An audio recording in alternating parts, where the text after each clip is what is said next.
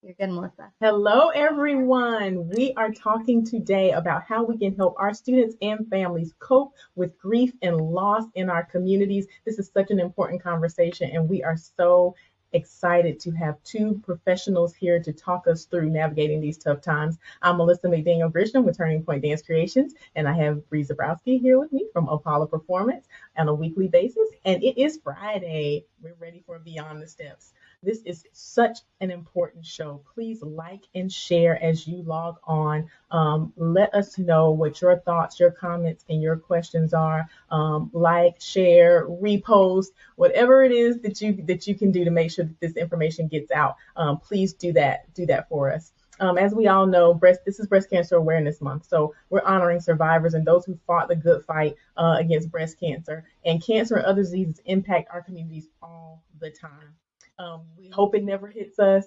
We want to support those who are around us as educators, as coaches, as parents, as much as we possibly can. So when it does, if it does, we hope it never does. But if it does, we want to make sure that we have the tools and the resources and the knowledge to be able to support our friends, family, and siblings as much as we possibly can. So we think this is a great opportunity to talk about what we do when a death, a grim prognosis, or a loss of any kind hits our close-knit community of students, players, teachers, and families and parents. So without further ado, we got a big show. We have a lot of questions. Bree and I had a lot of questions about this. So I want to get started with introducing our guests. Yes, everybody, happy Friday. Welcome.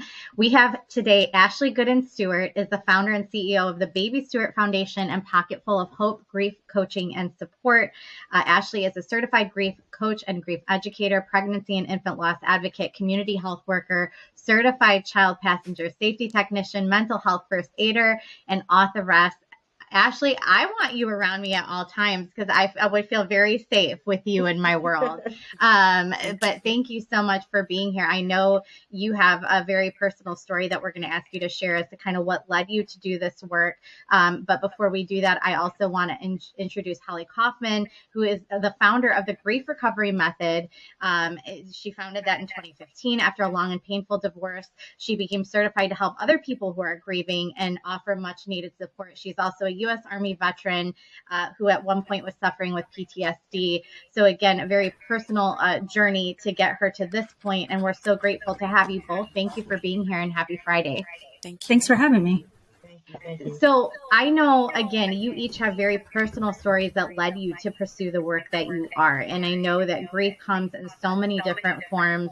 It's not just from a death of a loved one. It can be from, it can take many different shapes, right? So Ashley, can you start out by briefly telling us kind of what your experience was that led you to do this work and why is it so important that we address this for our student athletes?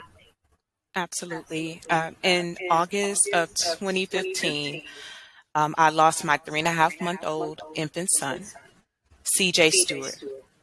And after such a great loss, such a traumatic loss, I wanted to serve my community. I wanted to serve the world. It started off by moving back to my hometown of Lamarck, Texas, helping families in need, helping bereaved parents. And then our mission grew over the years. Right before COVID, we began helping elderly, homeless population. And it was a lot of grievers about the time the pandemic hit. A lot of people put a name to the emotions that they were feeling. And it was grief, loss of job, loss of self, loss of identity. It was a number of things. And that's what led me to get more into the grief work. Thank you for sharing that. And I'm so sorry for your loss. I cannot even imagine the amount of strength that it took you to be able to say and be so selfless to say, I'm going to get out there and help, everyone else. Well, my world is being torn apart. So I just hats off to you for doing that and for your strength and bravery. I can't imagine. So thank you for sharing that with us. Holly, what about you? What kind of led you to do this work? So I found the Grief Recovery Method in 2015, and just to clarify, the Grief Recovery Method and Grief Recovery Institute is another organization. I didn't found them, but I am certified by them. Got it. I think I thought I was signing up to take a class, and I ended up in the training program. And while I was going through it, I didn't realize that a lot of the issues that I was struggling with, I had severe PTSD, so bad to the point where I couldn't work anymore. I had to resign from my job.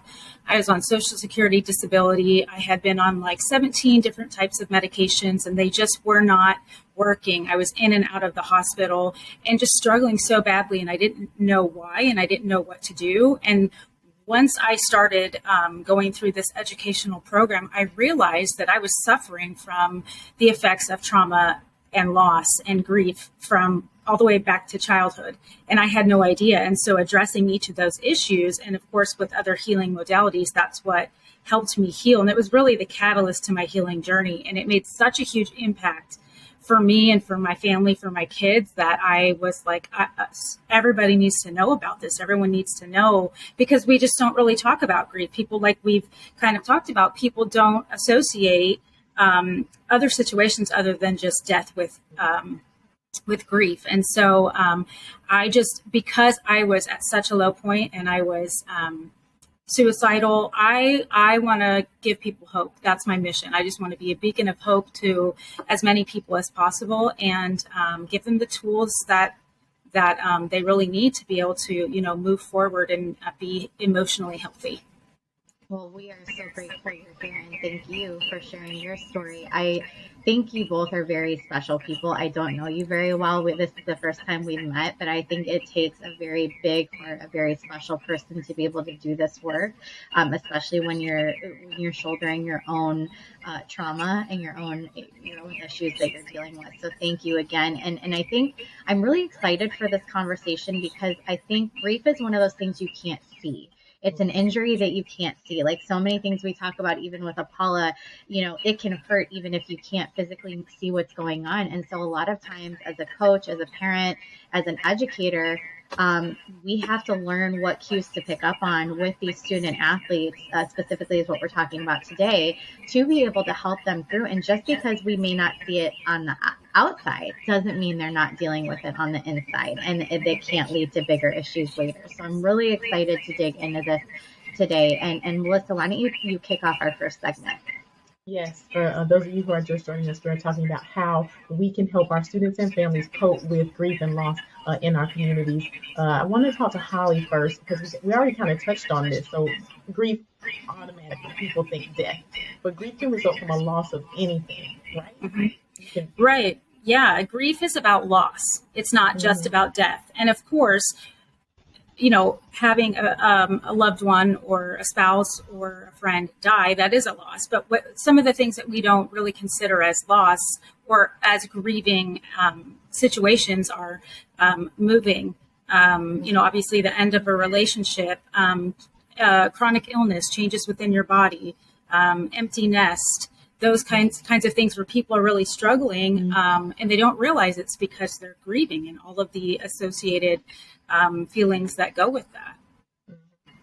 Do people often think when people are grieving over something outside of a death, do they think it's not as important or as impactful? I think I've noticed that, like, people are like, oh, you just moved, you'll make new friends, or it's hard to empathize unless you're going through it, right? Like, I mean, you go, and everybody's different, so it's really easy to sit back and go, okay, I mean, time to get over it, time to let it go. But to that person, they're really stuck in this cell of just misery and pain and trauma and grief.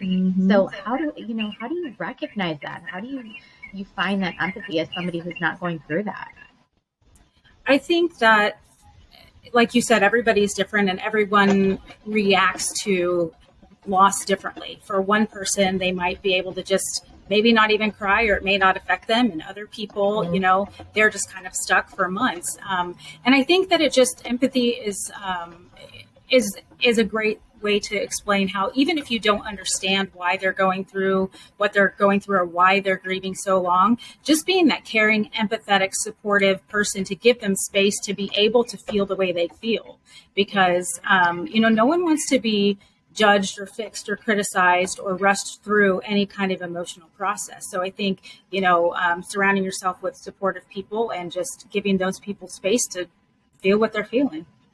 Yeah, thank you. Absolutely.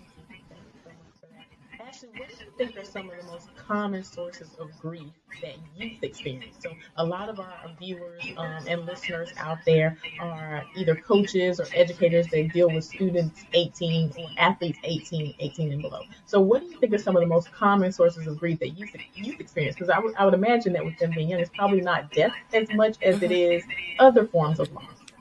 Okay. With the youth, I noticed the most common is divorce, their parents divorcing, pet loss, relocation, as Holly mentioned, maybe transferring to a new school.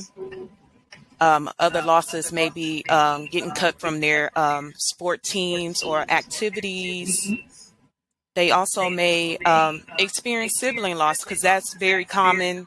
And I feel like with children, people kind of brush aside their grief when they lose a sibling because they're more catered to the parents. What do the parents need? I couldn't imagine, what the parents are going through. But the children are often neglected with their emotions and getting their needs tended to.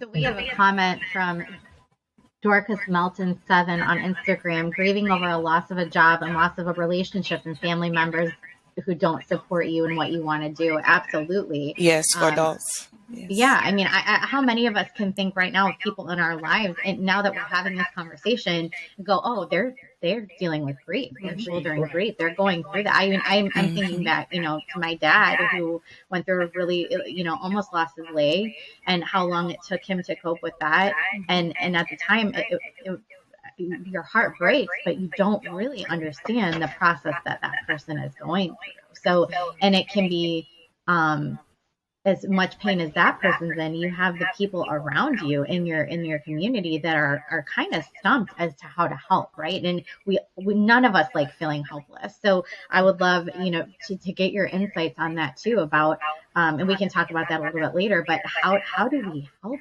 these people, in a way that's constructive and productive and not make it worse or make them feel more isolated?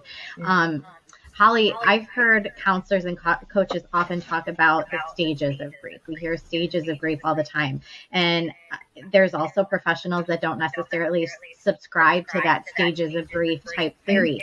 Do you think people go through stages of grief? And do you think those stages are different based on the nature of the loss that person is experiencing? I think that the feelings that are described in the stages of grief, so denial, anger, bargaining, depression, and acceptance, those are valid feelings, and you can feel those feelings. Some people may feel them, some people may not feel them, but they are not necessarily going to happen in a particular order or in a stage.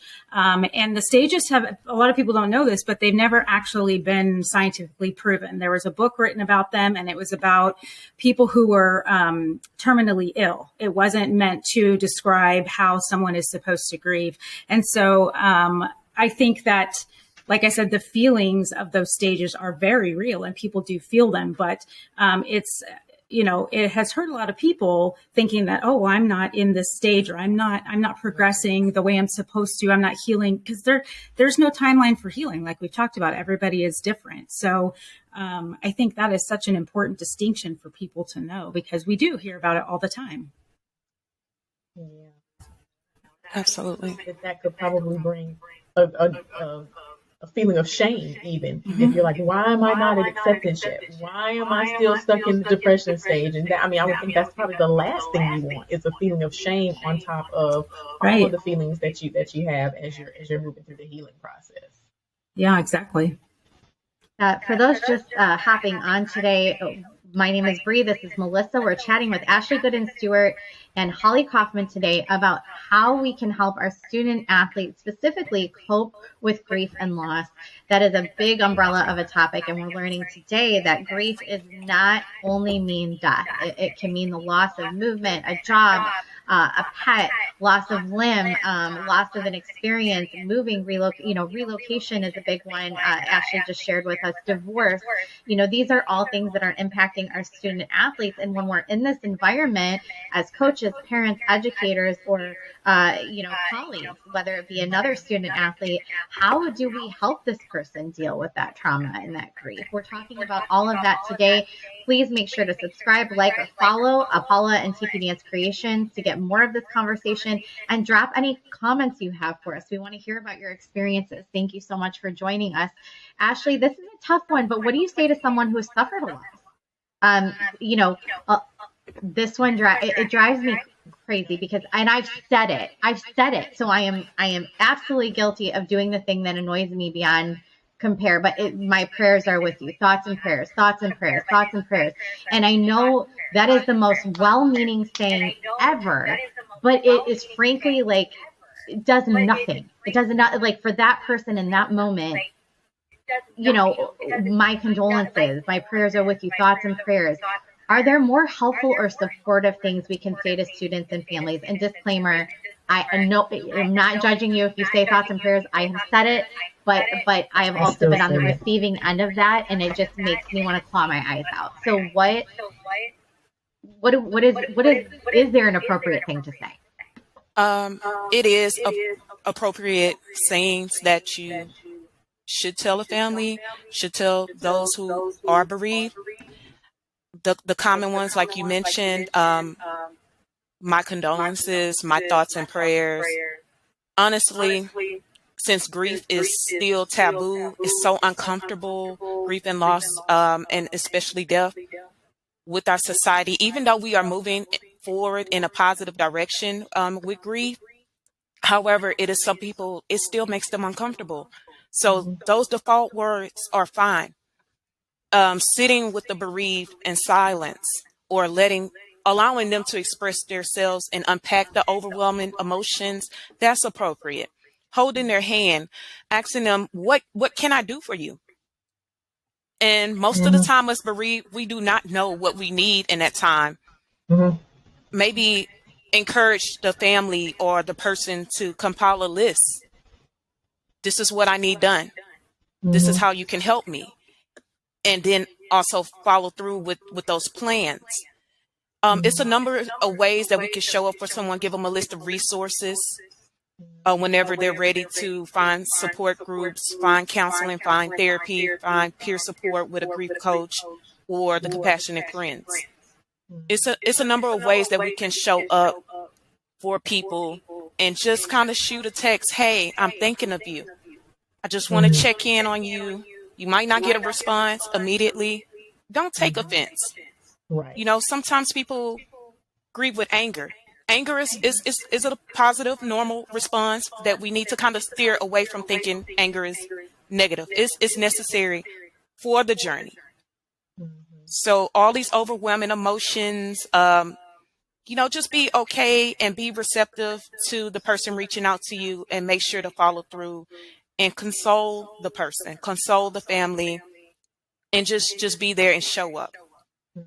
That's a great point too, is consoling the family, because the person that's going through it, absolutely. But a lot of times you don't think about their immediate support system that is struggling as well, trying to support this person and pick up maybe the slack that is going on in their life, and maybe they're frustrated and sad as well about the position now that they're in, and how do they support this person, right? So I think supporting the family is absolutely valid, and it's such an important thing to remember. I want to bring up one point, though, Bree, just having gone through this. I lost my father when I was 14 years old. So in the middle of being a competitive dancer and having that dance community in that family, it is so very important to understand how people need to be supported differently. Like, some people judge because I wanted to go back to dance class. well, how is she going back to dance class? You're rushing her too late. Maybe you shouldn't be here. You should go home. And I'm like, this is my place. This is where I want to be. And also the other thing is there's so many people who are there around you to support you in those first few months and weeks. But then when you get to month 5 or 6, there's nobody around. And it's so important to have Ashley's comment brought it up, to have consistent support, to continue to show up for the family and the person who was bereaved. So I just Beyond lift that those up. invisible timeline that we put in our heads of like, okay, this should be better now, but it's likely not, and they still need that support, right? Yeah, thank you. I'd also like to add something to that if I can. A lot of times people don't know what to say, so they don't say anything. But, asking a person about, and of course it depends on the situation. If it was, somebody who had passed away, it's okay to ask about their loved one. A lot of times they want to keep their memory alive. They want to talk about them. They want to share. And, saying, I can only imagine how you feel, or, but one thing that I have found and what people have communicated to me is what they don't like is when people say, I know exactly how you feel, because you don't. You may have experienced, like my dad passed away in 2013, but our relationship is going to be different than Melissa's relationship was with her dad. And you never know what the situation is. It could be a very, I don't want to necessarily just say abusive, but it could be a tumultuous relationship. Yeah, it could be. And so you don't know exactly how they're feeling. And so that's something that people have communicated to me that they feel is very dismissive, because people are trying to intellectualize and help. They're trying to help. They're trying to be helpful. But the way it's received sometimes is not always, doesn't always feel like it's the most supportive. Absolutely. Can I piggyback off what Holly said? Absolutely. And you're right. Everyone's grief is unique. They may have different religious, spiritual, beliefs, different background, different upbringing, different cultural, practices. So we do need to take that in consideration. There is no timeline, when it comes to grief. Be receptive if someone comes, like you said, 5 months later, it may hit a person. Have that open door policy for them and be receptive. Have some boundaries when it comes to sharing your personal experiences. I know people like to relate and make it normal, but at the same time, it's still a unique situation. Just have the boundaries and make sure, if you're talking to children, if you're wanting to use examples, make sure it's age appropriate. Oh, yes. That's great. That's great to know. So speaking of children, right? What are some tips for breaking the news of a loss or illness or potentially traumatic change to a community? How do we make it easier for the community and the person being directly affected? I can speak in the dance world. There have been several instances over the last couple of years where young children have passed from illness and disease. And I mean, as much as that's impacting that immediate family, it also impacts all the people that they were on a team with, their coaches, their teachers. How do you break that type of news? I think it's going to be, that's okay. I was just going to jump in. I think that let's be honest, the situation, any type of grief is going to be difficult and it's going to be hard and it sucks, no matter how it happens and no matter how you try to, convey the situation. I think that, giving them the space to be able to express their emotions, let them cry without shutting them down or, saying, we can always say it's okay or whatever, but, just giving them space to feel their emotions, not trying to fix it, not trying to intellectualize it or make them feel better. Because a lot of times, people who are grieving, they want to be heard. They want their feelings to be able to be voiced. They want to be able to express their emotions. They're not necessarily looking for someone to fix it. And we can't fix it anyway. We can be their support and be there for them and give them the support they need and come alongside them compassionately, but we can't fix it. And so, I don't have any tips, and, maybe Ashley has some better ideas of how to actually break the news. But I think if you give them the space to be emotional, that's going to help tremendously. Thank you. Okay. I'll just add this because I think Holly pretty much summed it up on what to do.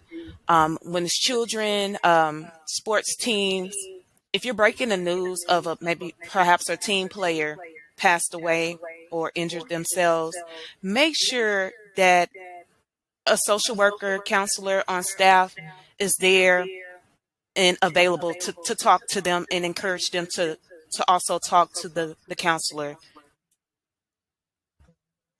Yeah, thank you. Thank you. And so I guess we could ask this at the end, but where do you if I'm a dance studio owner, I'm a coach of a youth sports team, how do I know who to reach out to help me with this? Like, who am I looking for in my community to help me with something like this? A certified grief coach. Certified grief coach. Okay. A grief recovery institute or organization, someone that specializes in helping children with grief and loss. Mm-hmm. Okay. Specifically for children, though, we want to look for somebody specifically trained in working with children. Exactly. And is every grief coach, certified grief coach, certified to work with children, or is that different? Is that something you really have to look for? It depends on their specialty. Quite honestly, we have some that just specialize in pet loss, helping people unpack those emotions. I think it differs in each state. So for me, I only am able to work with adults because I'm not licensed. I'm not a licensed therapist. Got it. But it really does depend on their specialty. I also work with parents and coaches and teachers to help them in these types of situations. So I would agree. Someone who specializes in grief, I'm a huge advocate for therapy and for going to counseling, but sometimes the grief isn't addressed head on or directly. And so I find a lot of people come to me after a year and a half of being in therapy. So I would find someone that does specialize in grief and being able to address that. Mm-hmm. Thank you. That's great. That's a great point. Ashley, we kind of talked about this a little bit earlier in my situation where I just really wanted to get back to dance. I really wanted to be back in the studio. But it feels like there's a danger in just going with business as usual. But a lot of times creatives and athletes, that space is probably their only normal or happy space that they have. So how do we make spaces as educators, as coaches, for the thing that they love, but not dismiss their grieving process or the process of healing? How do we balance that? Yeah, because it's really hard to imagine, okay, we just had this big thing happen to our community. This person had this big thing happen. Okay, 5, 6, 7, 8, let's clean your dance. Like, how do you even reconcile that? Like, it feels so shallow and small to be worried about things like that when somebody's dealing with something that big, right? Okay. So during the team player's initial loss in that moment, they still may be in shock. They haven't given themselves a moment to kind of process all what has occurred in their life and how their life has changed. So business as usual, in society, they encourage us to do that. Oh, just, brush yourself off, move forward. This is what your loved one wants you to do. Be strong. Don't cry for them. But in reality, my heart and my passion, my identity is wrapped in the sport, wrapped in dance. This is my safe place. This is sacred to me. That's the best way I know how to, just deal with my emotions. But sometimes that's not necessarily dealing with your emotions. So as a coach, they may want to call off practice that day. They may want to provide support for everyone else on the team, and it might impact them. So the coach should encourage the player, just like you're on the field, you're giving it your all, or on the court, you're tired, you're in pain. It's the same way with grief. You want to give it your all, the best you have, win or lose, draw, whatever. Give yourself some grace, take your time. Let me know when you are ready to play. But right now, let's just be honest. Give yourself some time, and then we can revisit this and see if you're ready. Because it's many signs that family members dismiss too. Oh, they're going back to normal. They're okay. They're playing their sports. They're back in school. But in reality, maybe they're having a hard time concentrating. Maybe they maybe having anger, anxiety, abandonment issues, and fear. They have development regression. So these are things that are swept under the rug, and we need to pay attention to those signs too. Is it important during so in doing this, is it important to have a conversation with the child of a certain age? I guess, is there an age limit too? But is it important to have that conversation with the child so they're hearing it from you directly, or is it better to communicate with the parent of that child? If the parent is able to receive that information, obviously, if it's Right. you don't know what's going on, but if that parent is capable, is it better? Who do you say this to? Honestly, if the child was, not a teenager, I would reach out to the parent, the guardian, to see where they are and how they are at home, to see if they are equipped to just go back to their routine.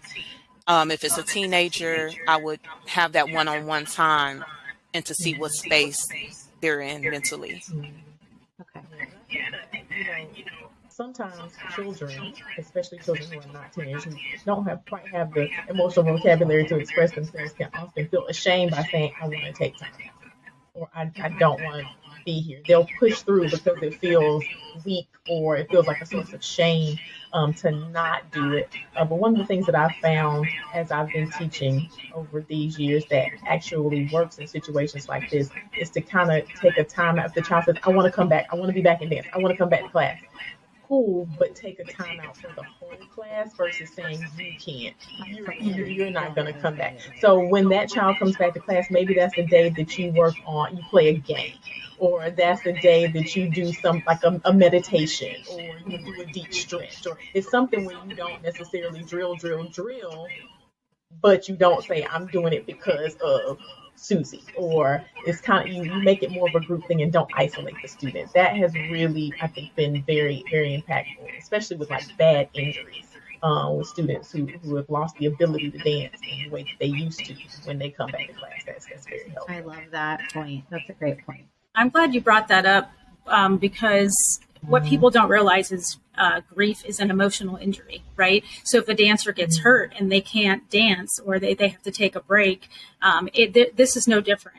It may not be as long of a break because physically they're able to do what they were, able to do before, but they need to be given the time and the space to be able to adjust to the situation. And that doesn't mean that they can't participate at all. Like we've talked about, everyone is different and unique. And so some people may be ready to jump back in and some people may not be, but giving them the time to be able to deal with the emotions is really no different than giving them time to be able to heal from a physical injury.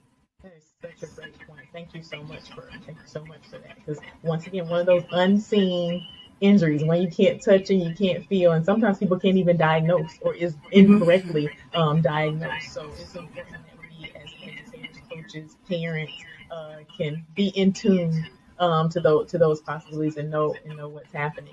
We're talking today to Ashley Gooden-Stewart and Holly Kaufman, two professional grief coaches, about how we can help our students, families, fellow educators cope with grief and loss when it hits one of our performance athletics communities. Please like, follow, and share. This is such an important conversation. Make sure you drop your comments. If you have a comment, if this has touched you, if there's something that you want to add, if you feel like you have some experience or some knowledge intimately with this, please drop those comments in the comment section. We love to hear from you. So, Holly, I want to, are there dangers to, because we talked about pushing through, are there dangers to actually pushing through? Like, what can be the negative effect of kind of rolling over grief and saying, packing it away? What are some of the negative effects that can happen from that? Yeah, so I think one of the dangers, because as we've talked about, grief is about loss, not just about death, and pushing the feelings down and not addressing them, not processing them, not dealing with them, can affect us physically, it can cause physical illness, it can affect us mentally.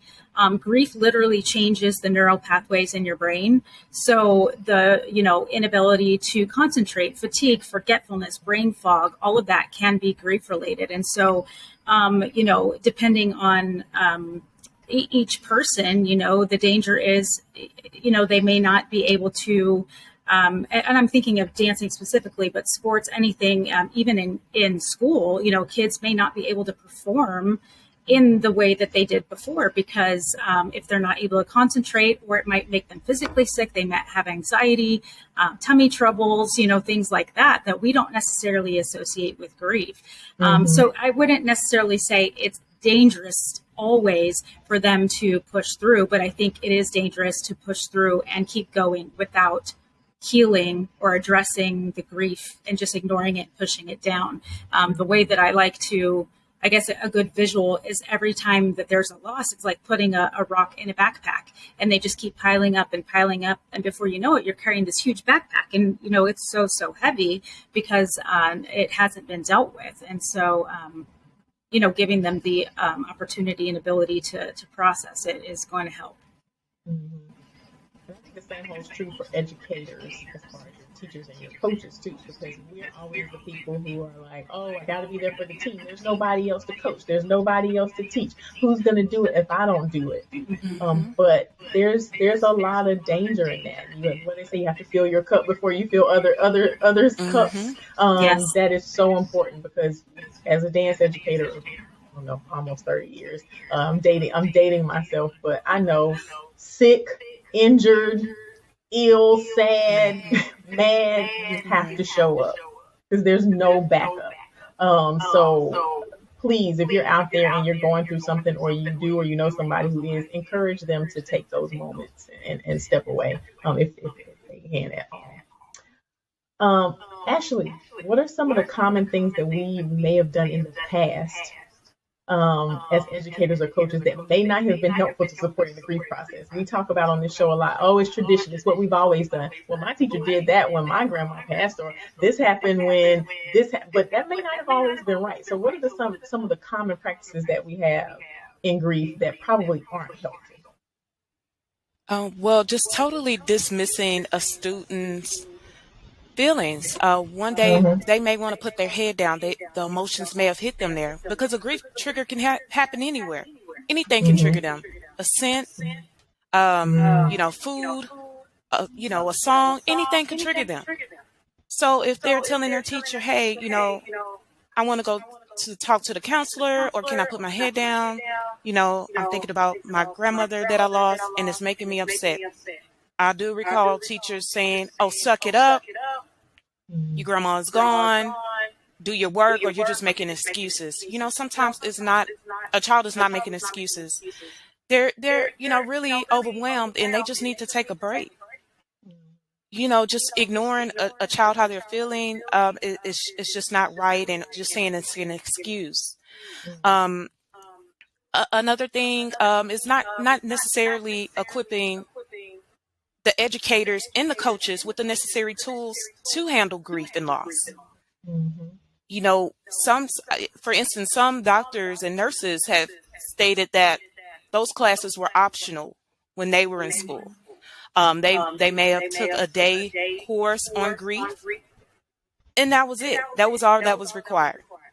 I think that's a common thing for a lot of these recreational organizations, whether it be soccer, baseball, basketball. When you're at the recreational level, oftentimes you have parent volunteers as coaches, and God bless them. Like that's great that they're volunteering, but they're just not trained. Dance is an area where there's not a whole lot of training and standardization required to be a dance teacher, and so oftentimes people just are not equipped, like you said, to do this. So what are those resources?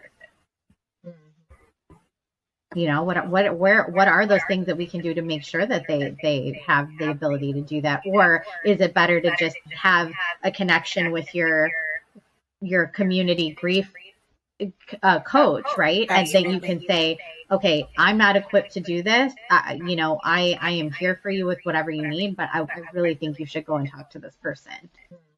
Right. I believe the coaches, either assistant coach, like you said, maybe someone in the community can come out and help with these particular issues, and maybe give them the basic knowledge on how to help someone.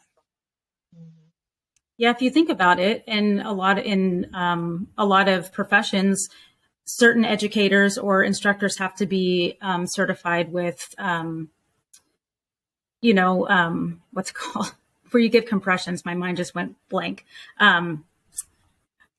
In certain first aid, sorry, they have to receive a certification in order to be able to do, and so you could do one of two things. You could either have someone become certified or take a class, and it doesn't have to be, several $1,000s. You can always educate yourself to support the people, but then also have that connection in the community, like you were talking about, to be able to support in all levels and all areas. Yeah, thank you. We have a comment on Instagram. People need to validate other people's feelings, show that you care. You never know. You just might have saved their life. That is a great point.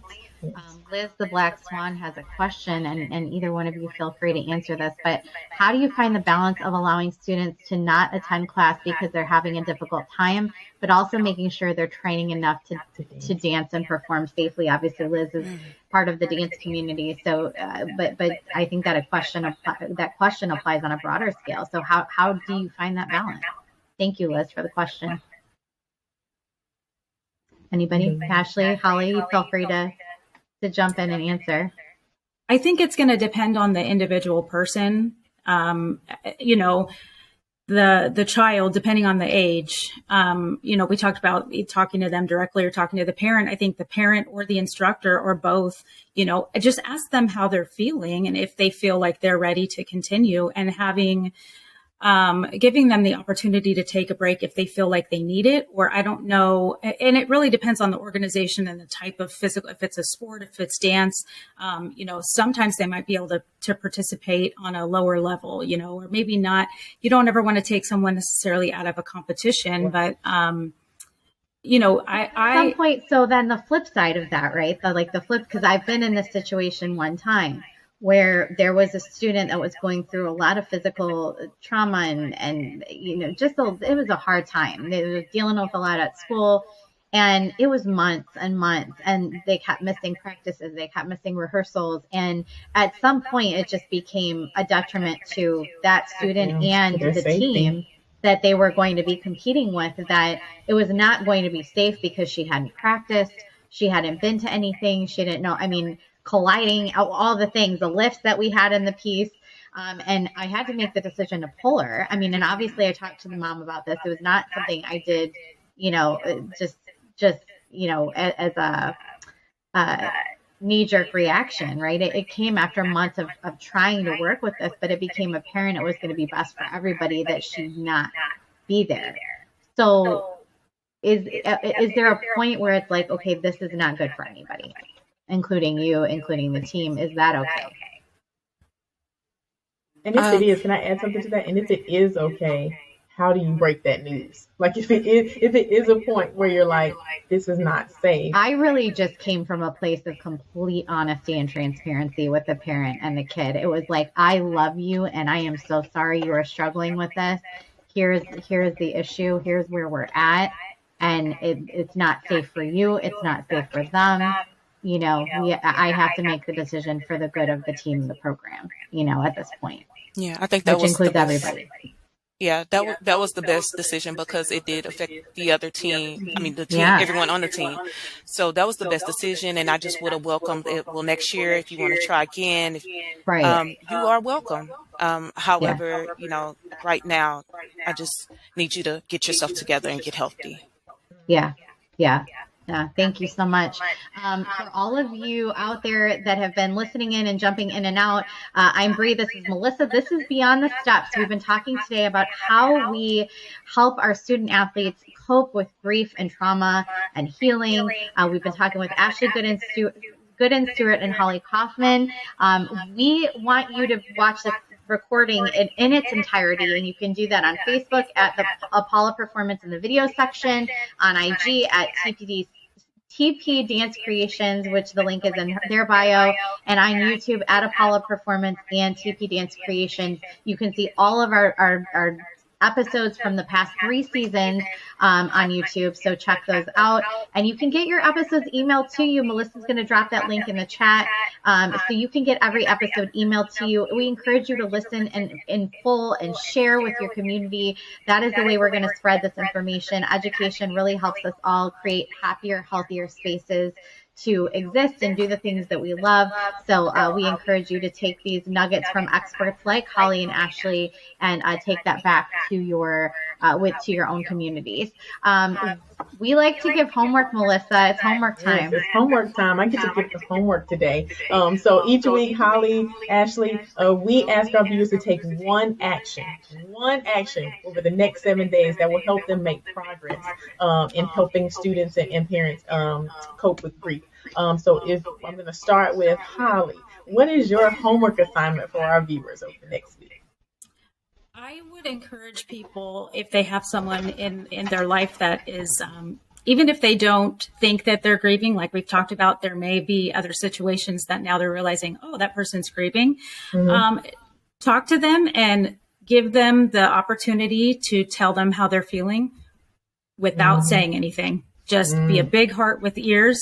Don't fix, don't judge, don't, try to help. Just let them voice their feelings about, the situation. Just listen and then ask if they want a hug, and that's it. And that is going to help.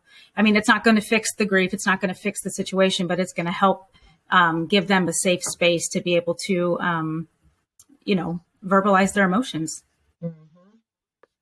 Great. What about you? The homework I would give is for coaches, teachers, mentors. Check in for the next 7 days. Just check in, check the temperature of everyone, make sure they are okay. And like Holly said, open door policy. If it's anything they want to talk about, something that they're struggling with in terms of grief and loss, be receptive to it. You just may miss the mark if you never open that door, if you never inquire, because you can't assume someone is okay. They can be suppressing everything internally. And if it's something, it doesn't have to be a death with someone. It could be struggles with homework, with class, maybe transitioning to being a senior next year, maybe issues with being scouted. It could be a number of things, but just be receptive. Check in with people. So actively take the steps to check in, be intentional about your check-in. And also, if you know somebody or you think you know somebody who is moving through this grieving process, sit with them, listen without judgment, and let them talk and just be there for them. I love those 2 pieces of homework. Those sound like they're going to make our environments much better over the next week. Somebody is going to be touched by this homework. So thank you so much for that. We also have homework. Take the Steps Initiative. We ask you to do this every single week. It is a free resource that is available on Apollo's website. Bria is going to drop those links in the chat. Please go take it. It was developed with love and care and specifically for the dance community, but many of those concepts are applicable to all performance artist communities, so please take that. Go and visit our friends at YPAD and take one of their courses that they have, ypadnow.com.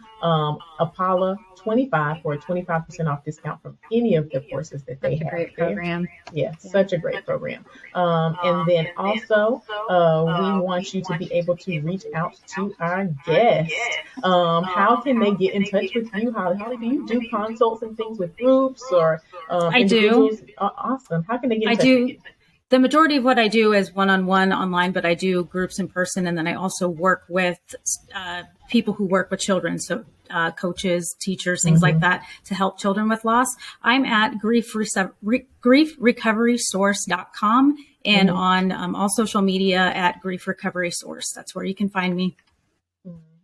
How about you, Ashley? I work with online communities, one-on-one online.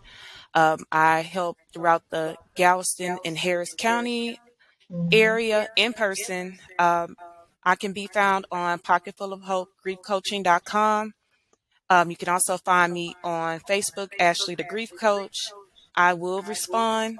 I'm always responding, and I would like to help anyone on their grief journey. Thank you both so much for being here. I think this is just something that it affects more people than we even realize. And it's one of those things that we don't take time to learn more about, but we absolutely should. So I'm so happy that we had this conversation today, and you both were wonderful. Thank you. This is Beyond the Steps, y'all. Every Friday we do this at 2 p.m. Eastern. We are turning Beyond the Steps into a podcast coming in 2023. We're going to be batching out this content quarterly. So you're going to see that coming. So stay tuned for that. We're going to be releasing blogs of every single episode once we kind of get our feet wet. Probably starting in November, you'll see those blogs coming out. I have to give a shout out to Apollo Performance Wear. We make the best socks in the world. We're supporting you through any movement so you can do what you love longer and stronger. You can check out, we are finally back in stock from Shark Tank. It has been a long 6 months, but we are back in stock, and you can get your socks at apolloperformance.com. We have a style for everyone in every situation, so check those out. And also my dear friend Melissa is doing great work at Turning Point Dance Creations. Melissa, tell them your website again. tpdancecreations.com. You can go there. We do have merchandise that's fully representative of the true dance community and everyone who is in it. So you can find that there. And you can also see what's happening, classes, workshops, and all kind of great stuff. Yeah, thank you. And next week, I am flying solo. I've got Kelsey Nelson-Lack back with us. She's an amazing guest, and we're so honored to have her back. We're talking about how educators and coaches can maintain a balance between artistry and technique for performance athletes. That's a big one. I don't care what sport you're doing. There's something to be taken there. We're going to chat next Friday. Please share this episode. You can find our recordings at Apollo Performance in the video section on Facebook. TP Dance Creations, the link is in the bio on Instagram, and on YouTube at Apollo Performance. You can get the episodes emailed to you. We already dropped that link in the chat. And if you have an idea or a topic, or you want to be a guest on our show, message us at info@apolloperformance.com. We're already booking for the summer of 2023. If you can believe it or not, we have booked that far out, which is really exciting and very efficient of us, if I do say so myself. You all have some fantastic homework to work on between now and next week. We hope you do that. And in the meantime, we hope you continue your journey beyond the steps. Everybody have a wonderful weekend, and we'll see you soon. Bye-bye.